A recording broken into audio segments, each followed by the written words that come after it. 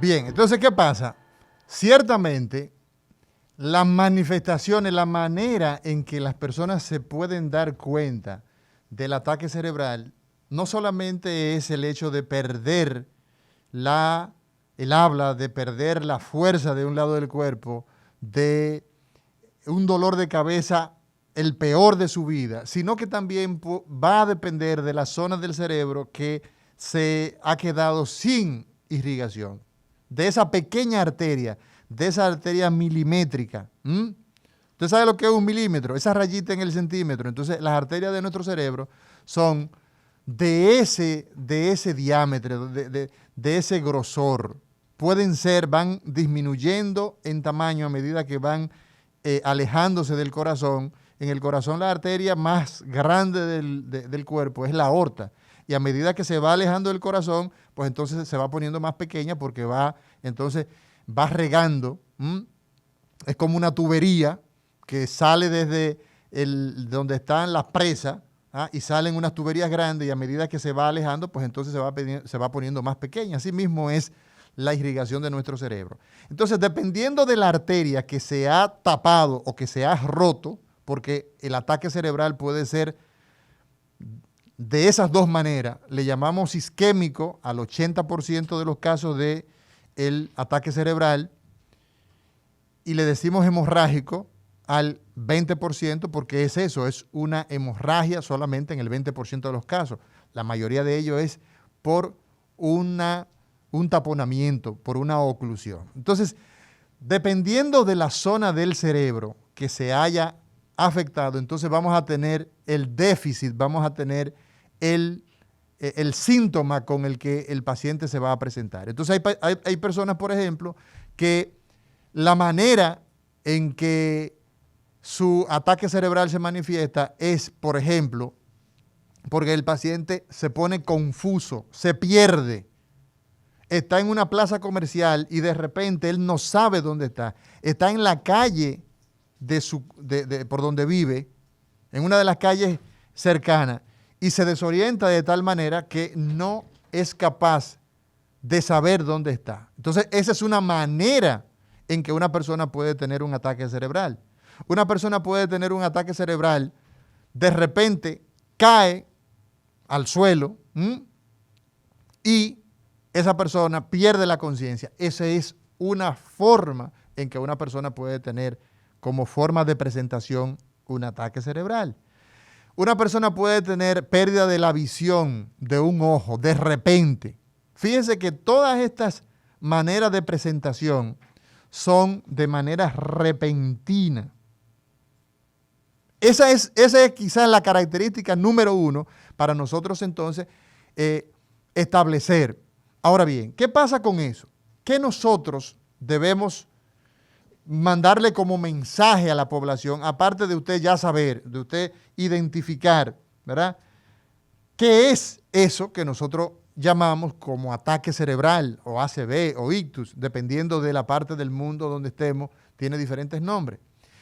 También nosotros debemos saber, la población, la gente que nos escucha y que se conecta con nosotros a través de nuestras líneas telefónicas, que siempre las reiteramos, 809-682-9850, 682-9850, y línea internacional 833-380-0062, a través de todas las redes sociales, Instagram, Facebook, Twitter, a través de todas esas redes sociales nosotros estamos en contacto con toda la población, los de aquí y también los de allá.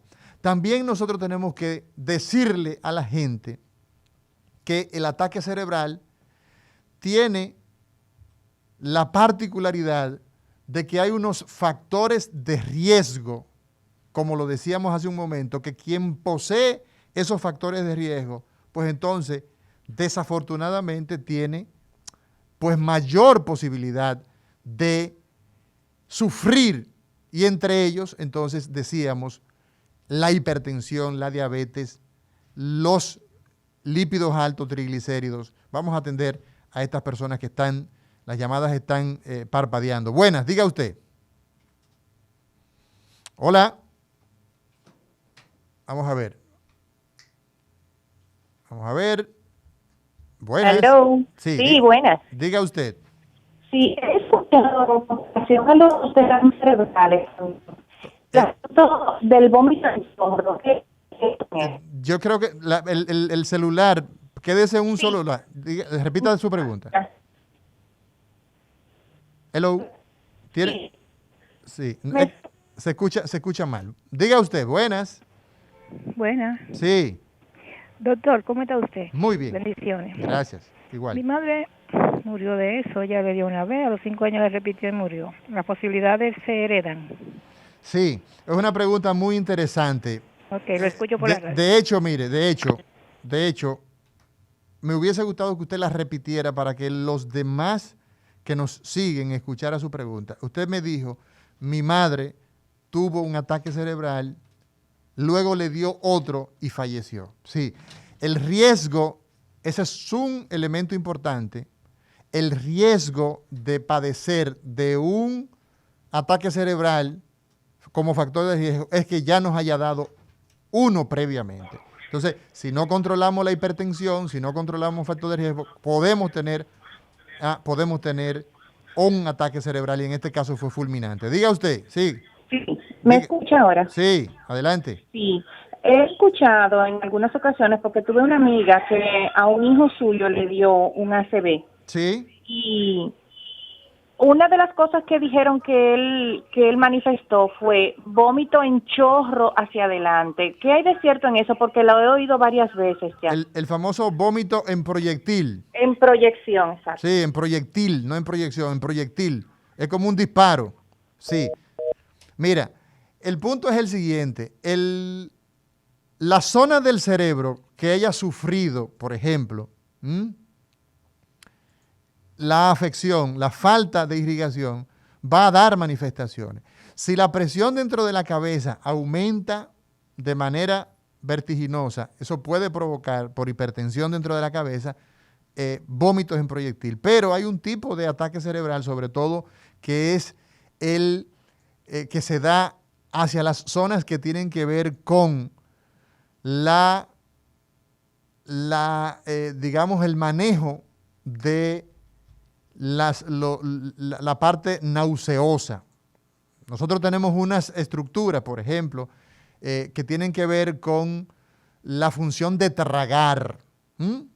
Esa función de tragar, cuando se afecta, cuando el ataque cerebral ocurre a nivel de esa parte de nuestro cuerpo, de nuestro cerebro, perdón, entonces se puede provocar el famoso vómito en proyectil. Y ese es un tipo de manifestación. Entonces, decíamos que en el caso del paciente que tiene hipertensión, diabetes, lípidos altos, triglicéridos, colesterol, el paciente de raza latina, el paciente el negro, tiene un factor de riesgo adicional. Entonces, ¿Y cuál es la raza latina? Bueno, la mezcla, nosotros los que somos producto de una mezcla, que estamos en la parte que descendemos de los latinos. En Latinoamérica hay dos combinaciones. ¿Cuáles son esas dos combinaciones? Tú tienes negros.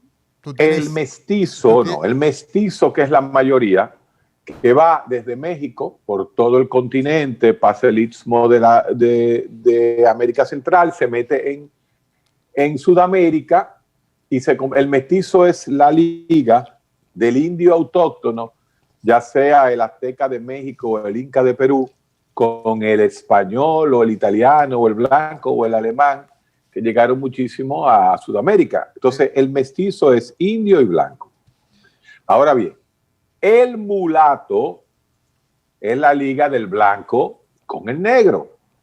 Y ese se da en el área del Caribe, en todas las islas del Caribe, ya sea el mulato español negro o el mulato inglés negro, que es el de las islas, es el que está en Jamaica, y el mulato o negro haitiano también. Entonces, en cuanto a raza se refiere, la que tenemos en común todos los latinoamericanos es la blanca. Porque tú dices, no, pero que el dominicano es español, negro y taíno. Bueno, los genes taínos se ha demostrado que son ínfimos porque los abuelos de nosotros españoles acabaron con los indios en menos de 50 años.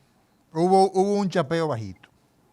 Pero un chapeo grande. Chapeo bajito. Entonces, pero no hay duda que para cuestiones médicas, y esto es muy importante que la gente lo sepa, por ejemplo, los Estados Unidos, que es donde hay 1 millón de dominicanos, 1 millón y pico de dominicanos, a los latinos mulatos nos tratan como si fuéramos negros, y eso tiene su razón.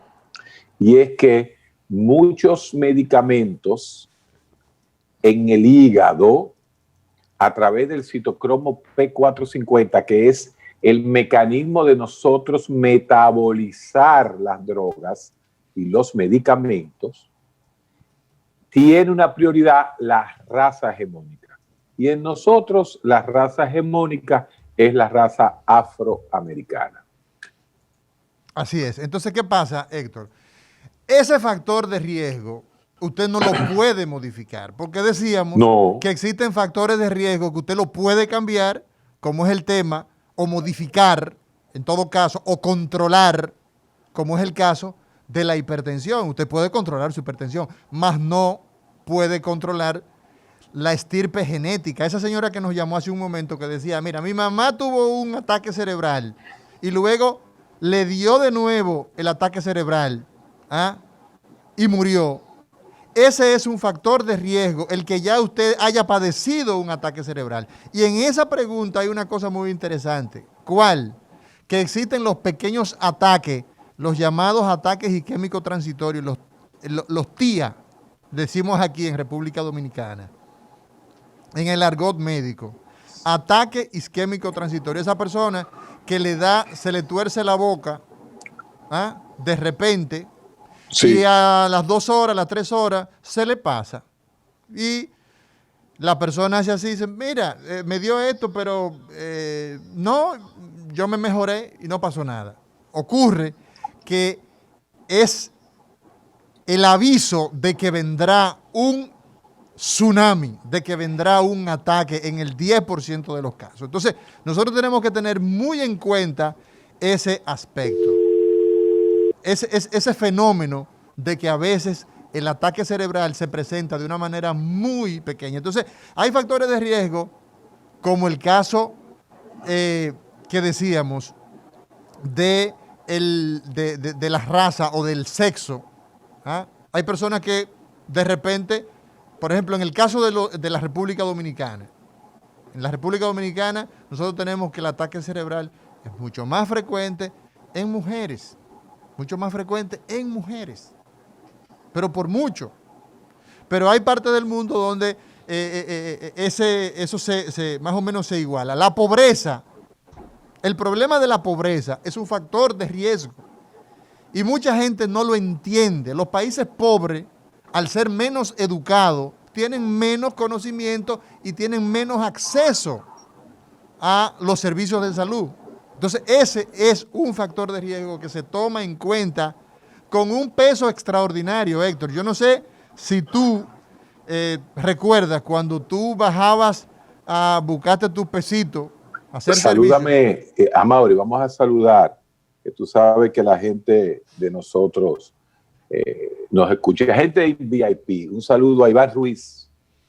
Iván Ruiz, el hombre del show del mediodía, que nos está escuchando y nos está felicitando por el programa. Ese es mi llave. Tú sabes que así es, ¿no? Cuando uno va, déjame decirte que cuando yo tuve las 3 o 4 intervenciones el año pasado con el COVID. Cuando tú acabaste con el ministro pasado, dilo claro. Bueno, no, yo no acabé, no, yo le hacía pregunta directa. A tu profesor. El mediodía era lo que más se escuchaba.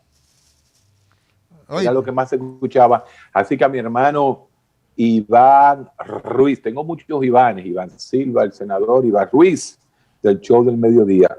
Así que un saludo para él. Entonces, mira, hay varias llamadas, vamos a darle chance y seguimos entonces nosotros conversando en lo que la gente pregunta. Diga usted. Doctor, fíjese, cuando yo era un niño me dio esa cosa. ¿Qué le dio? El Le dio un ataque cerebral. ataque cerebral. Sí. Ajá. Pero Ajá. ahora yo me siento, por ejemplo, yo monto bicicleta y me siento rigidez como en la parte del cerebro arriba, así. En el cocote, en el cuello, en la parte de atrás, ¿verdad? Sí, en el cuello, sí. Sí. Me siento rigidez. Sí. ¿Qué puede ser? Sí. Le oigo. Sí, perfecto. Muy interesante. Mira, tú sabes, Héctor, que nosotros conocemos la anatomía del pueblo. Porque tú en cualquier parte del mundo hablas del cocote y la gente no entiende lo que es.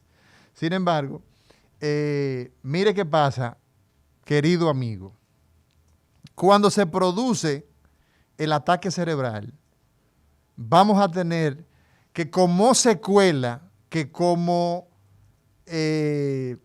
complicación va a surgir que la gente puede quedar con una parálisis. Y también queda con problemas de rigidez, y eso hay que tratarlo de manera inicial, desde el mismo momento en que ocurre el ataque cerebral. El recetario. Continuamos en este recetario. Hoy conversamos, doctora Mauri García, neurocirujano, y mi pasión es el ataque cerebral, el manejo del ataque cerebral. No es que la pasión de nadie pueda ser una enfermedad que produce tantas discapacidades, que produce tanta invalidez, que produce tanta muerte como es el ataque cerebral, sino que nosotros lo que hacemos evidentemente es pues luchar y educar, luchar contra el ataque cerebral y luchar por sobre todo porque las políticas públicas incluyan de manera integral los factores de riesgo. Tenemos en la línea al doctor Ramón Alvarado. Muy buenos días, doctor Ramón Alvarado. Buenos días, Amaury. Buenos días a todos los amables escucha que tienes ahí todos los días esperando tus orientaciones. Y aquí estamos nosotros para lo que te podamos servir. Sí, muchas gracias, doctor. Usted es el secretario del Secretariado de Salud. La Secretaría de Salud de la Fuerza del Pueblo dio una rueda de prensa antes de ayer con relación al COVID, y nosotros quisiéramos saber cuáles son las principales recomendaciones que ustedes han dado de cara a esta realidad epidemiológica que tenemos. Correcto. En la Fuerza del Pueblo estamos preocupados, como está preocupado el país. Cuando hemos analizado los datos que empezaron a salir del 17 de marzo, que fue la primera información oficial que dieron las autoridades de salud, hasta el mes de enero, pues si analizamos en el mes de octubre y noviembre, que fue donde menos casos se presentaron, digamos 12.661 casos en octubre y 12.758 en noviembre, con un promedio de 422 casos por día, las autoridades abrieron, como quien dice, el país para fortalecer o renovar la economía y el turismo, y eso trajo como consecuencia que en el mes de diciembre, de esos 12.000 casos que se estaban presentando en octubre y noviembre, subió a 34.422. O sea, de un promedio de 422 que estaba apareciendo, dando positivo. Hubo un incremento. Un gran incremento. Y en los primeros 7 días de enero aumentó a 7.734 con un promedio de 1.104 por día. Eso, pues, nosotros en la Fuerza del Pueblo nos preocupamos, nos reunimos con todos nuestros vicesecretarios y tomamos una serie de medidas y acordamos recomendar al gobierno y a las autoridades, en primer lugar, que para que se cumplan las medidas que el gobierno está disponiendo, hay que involucrar a todos los sectores y hay que involucrar a la población.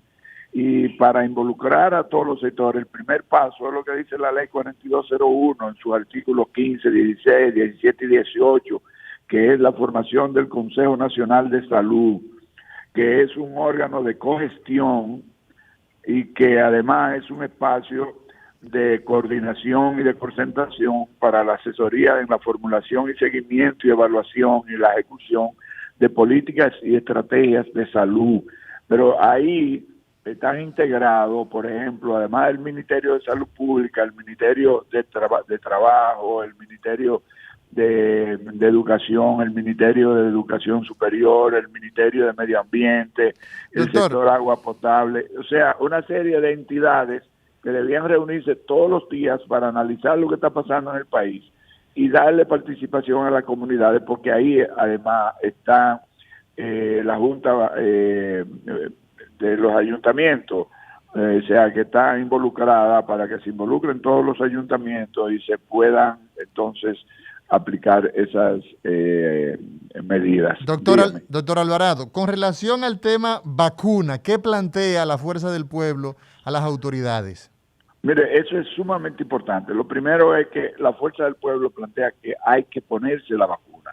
O sea, eso no se negocia, hay que ponerse la vacuna. Eso no se negocia, hay que ponerse la vacuna. Nosotros recomendamos a la población ponerse la vacuna. Ahora bien, las autoridades sanitarias deben poner en marcha una amplia campaña de comunicación que ofrezca información técnica y científica sobre la importancia del proceso de vacunación contra el coronavirus para que eso genere confianza en la población y ofrezca garantía además sobre el transporte, la conservación, el almacenamiento, la capacitación del personal que va a manejar y a poner esa vacuna, la selección de los grupos prioritarios, digamos, a quienes se lo van a poner primero de acuerdo a los factores de riesgo y a la vulnerabilidad. O sea, eso es sumamente importante que la población conozca eso, porque estamos hablando de que el gobierno pretende aplicar 10 millones de dosis de vacuna, o sea, a 5 millones de personas, porque la vacuna hay que poner 2 dosis, pero eso amerita una logística importantísima desde que sale la vacuna, sea en un avión o en un barco. O sea, ese transporte es sumamente importante, por eso se llama cadena de frío. Y esa cadena de frío hay que mantenerla, ya digo, desde que sale la vacuna y se monta para transportarla, después en su almacenamiento, después en su distribución, después en su manejo, después en su aplicación. Porque si se violenta la cadena de frío, puede suceder entonces que se pierda la eficacia de la vacuna. Y lo que queremos es que la vacuna sea eficaz, además de que sea segura y que no genere ninguna situación de efectos secundarios. Doctor, el tiempo aquí es inclemente, es un tirano. ¿Cuáles acciones tiene la Secretaría y la Fuerza del Pueblo con relación a estas propuestas que ustedes han hecho a futuro? Bueno, estamos dándola a conocer porque desde que surgió la pandemia, la Fuerza del Pueblo ha estado preocupada, pero no solo se ha quedado en preocupación, sino que ha ido a dar orientación a la opinión pública en cuanto a lo que se debe hacer y cómo se debe hacer. O sea que, fíjate que nosotros, y yo sé que el tiempo es muy importante, pero sé que en tu programa hay un eminente psiquiatra, y fíjate que nosotros también hemos valorado que la población, que por la tensión, por el confinamiento, por la misma situación de todo lo que ve en las redes sociales, cuando apresan a uno y lo golpean y lo maltratan. Entonces, todo eso está creando situaciones en la población y nosotros estamos proponiendo que el Departamento de Salud Mental del Ministerio de Salud Pública, conjuntamente con la Sociedad Dominicana de Psiquiatría, precisamente, y el Colegio Dominicano de Psicólogos, elabore y ponga en ejecución un plan nacional de orientación psicosocial para atender la demanda de atención que tiene la población generada, como ya hemos dicho, o sea, por la enfermedad o por el confinamiento o por toda la situación por la cual estamos pasando. Bueno, doctor, pues muchas gracias. Agradecer al doctor Ramón Alvarado, quien es el secretario de la Secretaría de Salud de la Fuerza del Pueblo. Vamos a una pausa y seguimos hablando de ataque cerebral.